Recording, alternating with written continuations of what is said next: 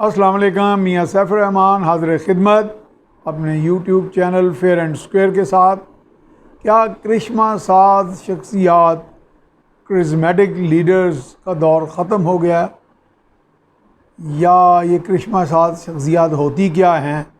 माजी में तो बहुत सुनते थे जी करिश्मा साज शख्सियात, जुल्फ़िकार अली भुट्टो, इंडोनेशिया के सुकारनो, सऊदी अरब के शाह फैसल, फ़लस्तीन के यासर अरफ़ात, युगांडा के ईदी अमीन और आपके लिबिया के कर्नल कज़ाफ़ी। गर्ज़ इस तरह के बहुत से लीडर्स जो 1974 में पाकिस्तान में तशरीफ़ लाए, उनके बारे में यही कहा जाता था करिश्मा। अब बात यह है कि एक बात मैं ज़रूर करूँगा, इसको हम एक दौर में बाकायदा हमारे CSS अकेडमी में भी और बहुत से, और CSS अकेडमी से मुराद कोई ट्यूशन की अकेडमी का नहीं कह रहा जहाँ पे वो बाकायदा किसी मशीन के ज़रिए CSS अफसर बनाए जाते हैं।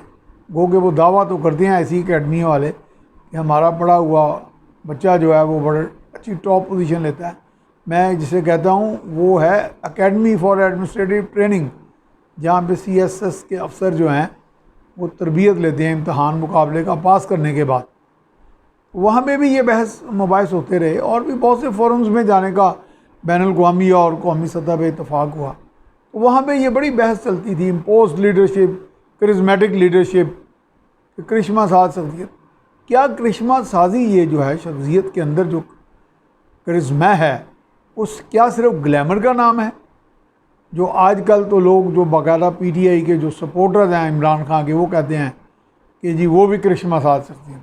हालांकि बहुत अरसे से मैं कह रहा था और मेरी कन्विक्शन है, ये मेरी ये सोच है कि अब वो करिश्मा साज शख्सियत का दौर ख़त्म हो गया। अब वो निजात दहिंदा जो एकदम आसमानों से उतरेगा और आगे आपके सारे मसाइल हल कर देगा मैजिक वॉन्ड, जादू की छड़ी के साथ, और वो जिस तरफ देखेगा अब सब कुछ सफल हो जाएगा, सब कुछ बेहतरीन हो जाएगा, वो नहीं है। वो ये कोशिश तो कर रहे हैं हमारे वज़ीर आज़म कि अपने ग्लैमर को इस तरह कैपिटलाइज़ करने की, और उनके जो चाहने वाले हैं वो भी समझते हैं कि शायद यही एक निजात का रास्ता है। ऐसा नहीं है।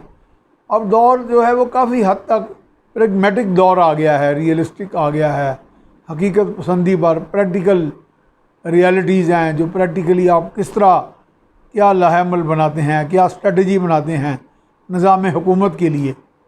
वो ठीक है, आप किसी न किसी हद तक लोगों को पहली नज़र में अट्रैक्ट करते हैं, आपका एक हीरो होने का एक तासुर भी उभर आता है, लेकिन वो बहुत जल्दी वो नज़रअंदाज हो जाता है, वो बहुत जल्द फ्लॉप हो जाता है अगर आप कुछ करके ना दिखाएं। क्योंकि अवाम का कोई भी कोई मुंतखब लीडर जो है वो आता ही महज इसी सोच के साथ, इसी एक्सपेक्टेशन पर उसको लोग लाते हैं कि जी वो डिलीवर करेगा, कुछ करेगा।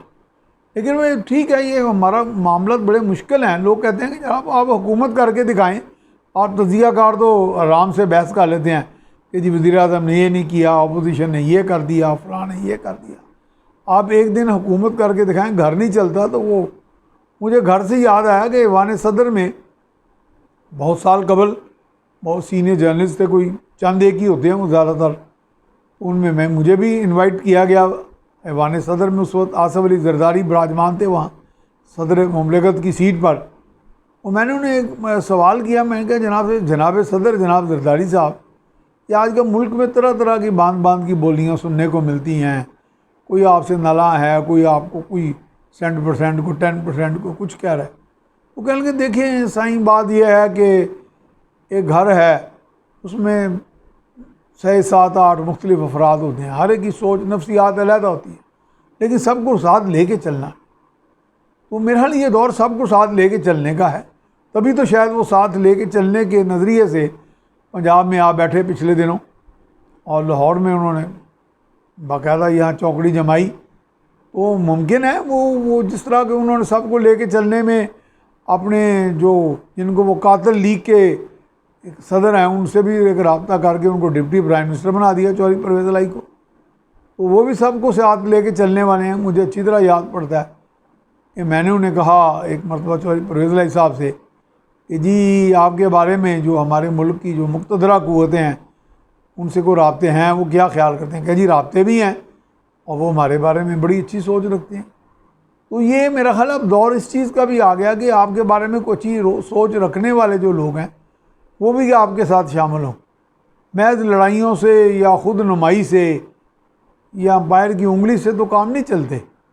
मेरा ख्याल इसमें हमें बहुत सी चीज़ें देखनी है और दुनिया में एक ऐसा गलत इम्प्रेशन ना कायम करें कि हम आइसोलेट भी हो जाएं, तनहा भी हो जाएं। अमरीकी अड्डों की बात होती है, अंदर से ऊपर से तासुर ये दिया जाता है कि जनाब कोई बात नहीं, अंदर से शायद कोई और बात हो।